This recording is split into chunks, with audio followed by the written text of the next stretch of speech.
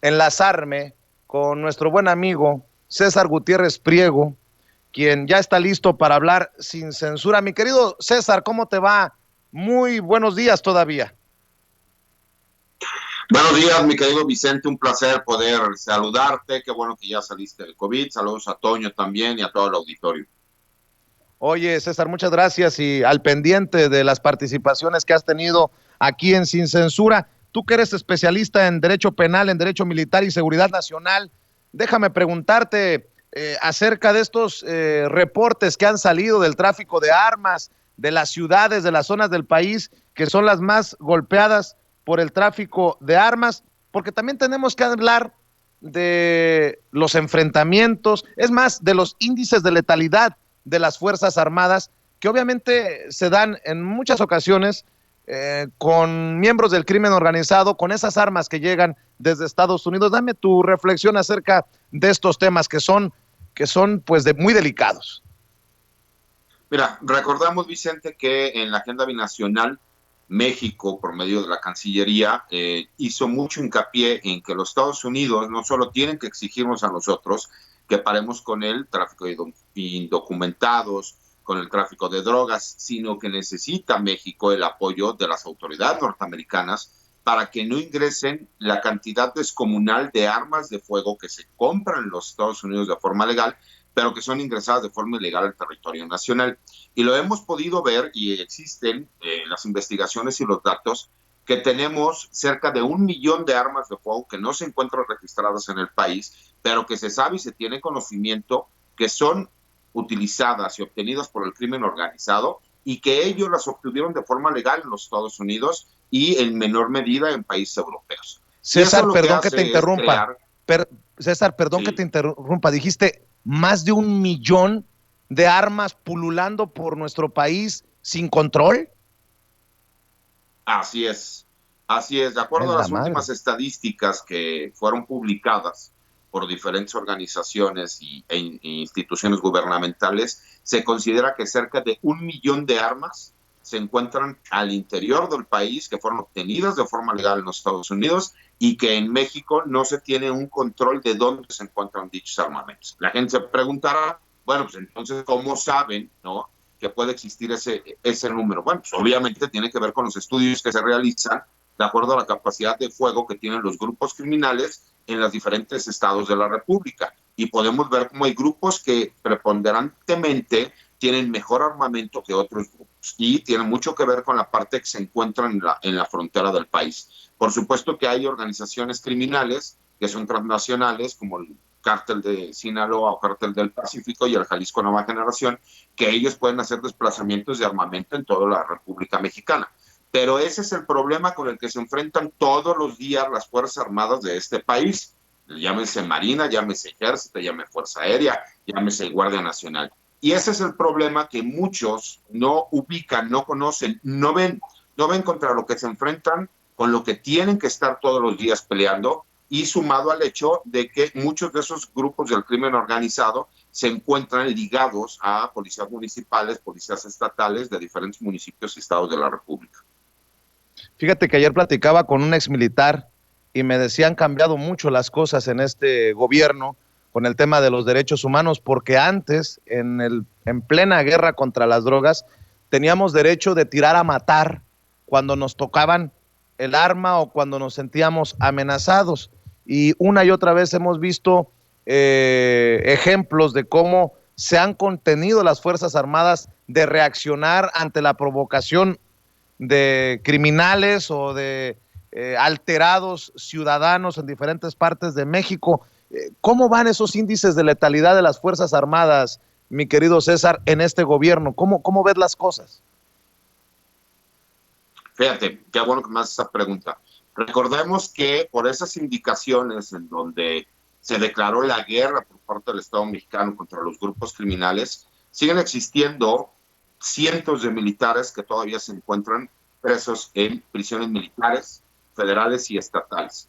Yo tengo la cuenta de que son 233 elementos militares, como ya lo hemos hecho el conocimiento, como me apoyó y me ayudó a hacerlo el conocimiento del señor presidente en esa simulación de visita que hizo la presidente de la Comisión Nacional de los Derechos Humanos.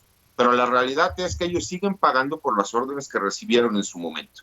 Y es curioso, ¿por qué? Porque algunas organizaciones civiles, algunas organizaciones o pseudoluchadores de derechos humanos mencionan que los índices de letalidad de las Fuerzas Armadas, en específico del Ejército, han sido muy superiores a años anteriores. El único problema que existe es que ellos manipulan esa información.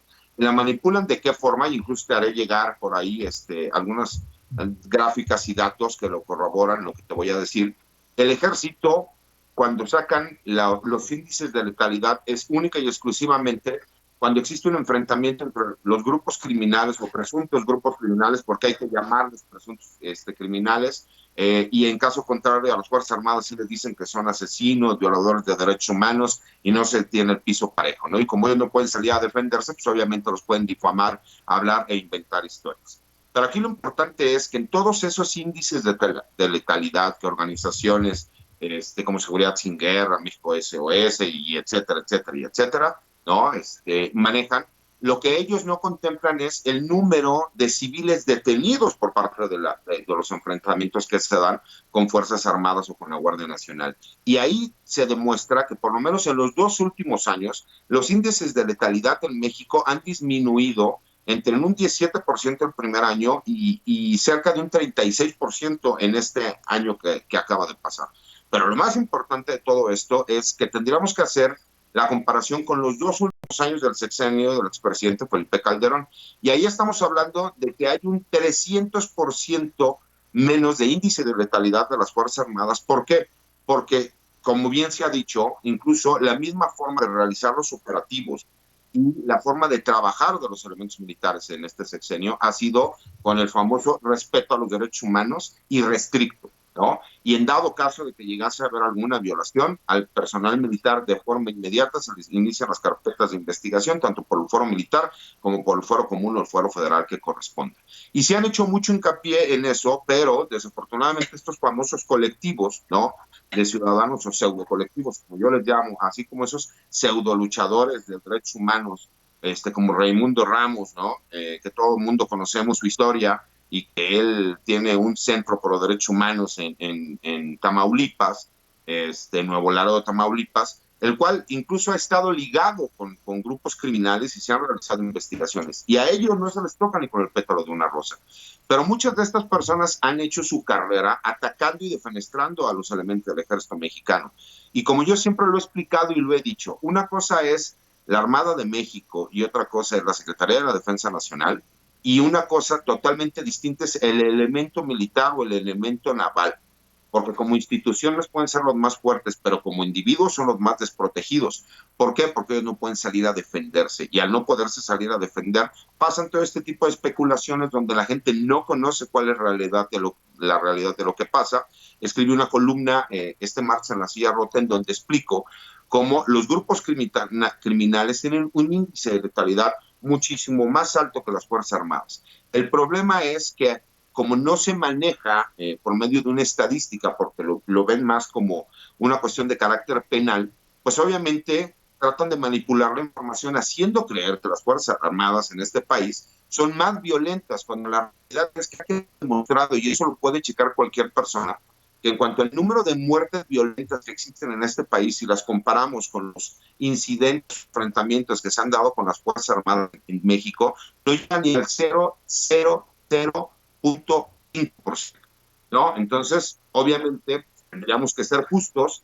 Se quiere atacar forzosamente a las Fuerzas Armadas para tratar de atacar al gobierno federal, y de esa forma, como son las instituciones mejor vistas del país, pues obviamente tratar de meritar el trabajo que el gobierno federal está realizando, pero que no sean cobardes, porque el elemento militar no puede salir a defenderse, y la Secretaría de la Defensa Nacional y la Armada de México no van a salir a dar voz o a replicar todas las falsas imputaciones que todos estos colectivos y pseudoluchadores de derechos humanos, pues obviamente hacen, porque saben que quedarán impunes y que no tendrán mayor problema, porque no hay quien les dé réplica en cuanto a las falsas imputaciones que ellos realizan. Fíjate que algún día tendremos que armar un programa especial, mi querido César, con tu conocimiento y con la situación de los militares. Ayer este exmilitar me decía, los